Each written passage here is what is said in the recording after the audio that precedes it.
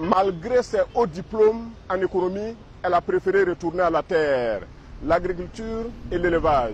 Mais elle a aussi une autre passion. Elle produit du miel en quantité qu'elle commercialise dans des emballages uniques au Bénin. Je vous invite à suivre ce reportage. Bienvenue au premier site de l'entrepreneur Afi, 5 km de Djougou au nord du Bénin. 23 hectares en tout, la production animale est ici l'activité principale. Voici la section des pondeuses et des coquelets. Ici, nous élevons chaque année 4000 pondeuses avec un taux de ponte de 85%. Il y a aussi des pintades, des canards et des poules de race locale. La ferme regorge aussi des dindons de chair avec une capacité de production pouvant aller jusqu'à 500 têtes. Mais ici, la principale difficulté est l'écoulement. Pour le petit exemple, au Burkina, tout près ici, j'ai essayé une fois, puisque j'ai des parents aussi au Burkina. J'ai essayé d'envoyer les dindes congelées, mais vous vous imaginez, l'unité m'est revenue à 5000 comme transport. Donc, c'est un véritable problème pour l'Afrique.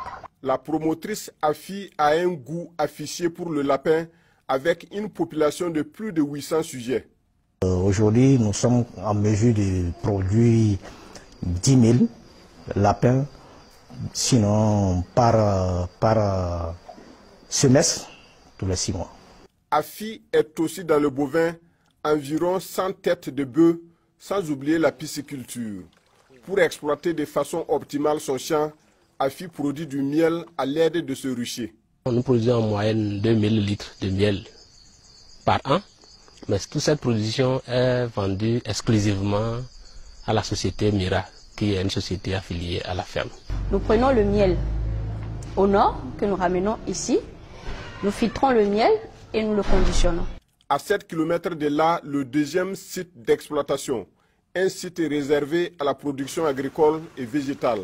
150 hectares en tout, entièrement couverts de petits plants d'anacarde en pleine croissance, mais en attendant, on profite au maximum de l'espace par la pratique de la culture associée.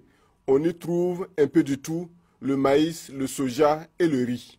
Tout ce que nous produisons ici, en tout cas actuellement, nous le transformons et le reste, nous le vendons à l'État. L'entrepreneur Afi Kwega n'a payé aucune portion de terre ici pour monter son business, même si elle en a les moyens et la possibilité. Les 200 hectares sont des terres mises gratuitement à sa disposition par les villageois. Étant donné que la ferme contribue beaucoup dans cette zone ici, alors les paysans, les propriétaires terriens ont décidé de nous accompagner et ils ont mis à notre disposition des domaines comme ça à utiliser. Nous avons voulu vérifier l'impact de la ferme sur la communauté. La fermière Afi dépense chaque année plus de 13 millions de francs CFA pour offrir de l'engrais aux paysans démunis. Dans les champs, cet appui a révolutionné la politique agricole des producteurs. L'année passée, j'ai pris 10 sacs de l'engrais à la ferme. J'ai trouvé 55 sacs de maïs. Je les ai remis les 10 sacs, les restants c'est pour moi. Là, je remercie sincèrement Dieu. Et puis, le village n'avait pas d'électricité.